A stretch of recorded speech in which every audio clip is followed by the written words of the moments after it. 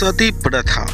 यह एक ऐसी प्रथा थी जिसमें पति की मौत होने पर पति की चिता के साथ ही उसकी विधवा को भी जला दिया जाता था।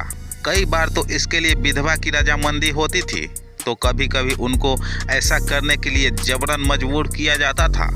पति की चिता के साथ जलने वाली महिला को सती कहा जाता था, जिसका मतलब होता है पवित्र महिला।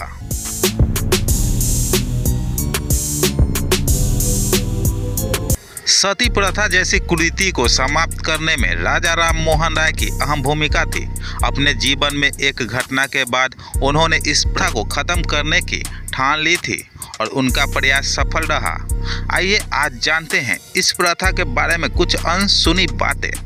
तत्कालीन ब्रिटिश भारत के governor general Lord William Bentinck द्वारा 4 दिसंबर 1829 को बंगाल सती रेगुलेशन पास किया गया था।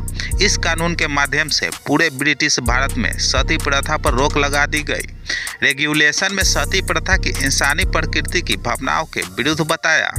राजा राम मोहन राय किसी काम से विदेश गए थे और इसी बीच उनके भाई की मौत हो गई।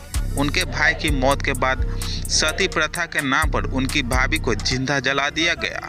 इस घटना से वह काफ़ी आहत हुए और ठान लिया कि जैसा उनकी भाभी के साथ हुआ वैसा अब किसी और महिला के साथ नहीं होने देंगे।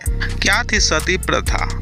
यह एक ऐसी प्रथा थी जिसमें पति की मौत होने पर पति की चिता के साथ ही उसकी विधवा को भी जला दिया जाता था। कई बार तो इसके लिए विधवा की रजामंदी होती थी, तो कभी कभी उनको ऐसा करने के लिए जबरन मजबूर किया जाता था। पति की चिता के साथ जलने वाली महिला को सती कहा जाता था, जिसका मतलब होता है पवित्र महिला।